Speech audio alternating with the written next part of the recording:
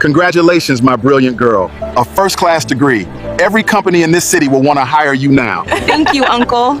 I worked so hard for this. The future is finally ready for me. Sarah, did you see the new job post? They are asking for 2 years of experience in digital strategy and budget tracking. Budget tracking? Tunde, we spent 4 years reading big textbooks. Nobody ever showed us how to manage a real company budget. Project management. Teamwork. Data planning. Why didn't we learn any of this in school? Exactly. My interviewer yesterday said my grades are beautiful, but they need someone who can solve real problems, not just pass exams. Sarah, any good news from your interview? Your father's friends are asking if you have started working yet. They said I look good on paper, Ma, but I don't have the practical skills they need today. I feel like I wasted my time. I did everything right. I got straight A's. I memorized every book. How can I be so educated but feel so useless to the workforce? It's not your fault, my child. Maybe the world they taught you about in the classroom is different from the world outside. If my degree cannot help me handle tomorrow, what was the point of the last 4 years? What am I supposed to do now? Hold on for just a second. It is just too painful that we are mass producing graduates for a world that no longer exists. What you just watched is not one student's problem.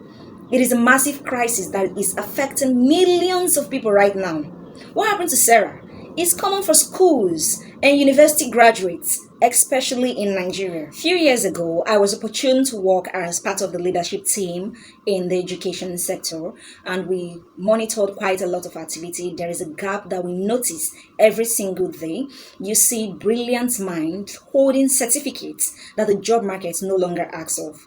We are really making a huge mistake. We are training students with an outdated blueprint and we send them into a fast changing economy. Then we keep wondering why they are struggling to survive. You can imagine, the truth is simple.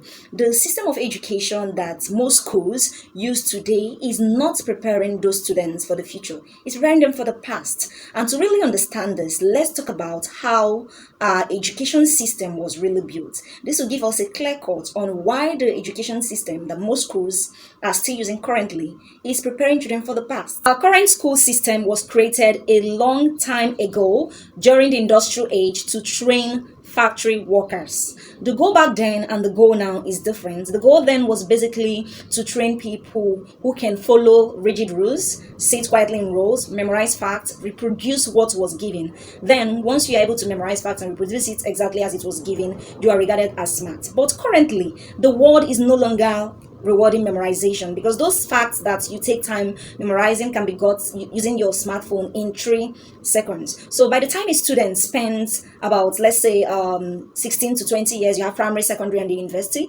16 to 20 years studying, upon graduation, you see that the business examples you have in your textbooks are no longer relevant. They are already outdated. So if we keep assessing students based on their ability to pass exams, we are going to keep producing graduates who hold certificates but are lost in the real world.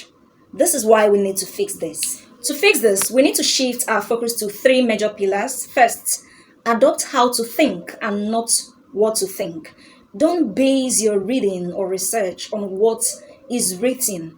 Okay, think of how to start analyzing and solving real world problem. Adopt how to think. Secondly, learn real skills. Apart from the skills that is written down in your textbooks, do your research, find out the current trend, the skills that are needed presently, and start learning them. The third one, imbibe the people's skills. No matter how digitalized the world goes, there are skills that are still human-centered, they are still human-related. Stuff like emotional intelligence, you need to know how to handle that. So if you're a student or a young graduate today, here is what you can do right now. The first one, don't just focus on your grades. Learn skills, learn practical skills outside the classroom. The second one, find the gap. You already know the job opportunity you want to have in future. You know what you want to be. So do your findings and look for the practical skills that are related to that job and start practicing them on your own. The third one, build a portfolio. Time will come when you don't have to show your employer just a piece of paper. Show them what you've been able to build, the problem that you've been able to solve, all right? To wrap this up, my dear audience, please give me your honest opinion. Should individuals abandon school and start learning skills from scratch? Do you think going to school is a total waste of time, especially when the education system is still using the outdated blueprints. I really need your opinion on this. Thank you so much for watching. See you in my next video. Bye.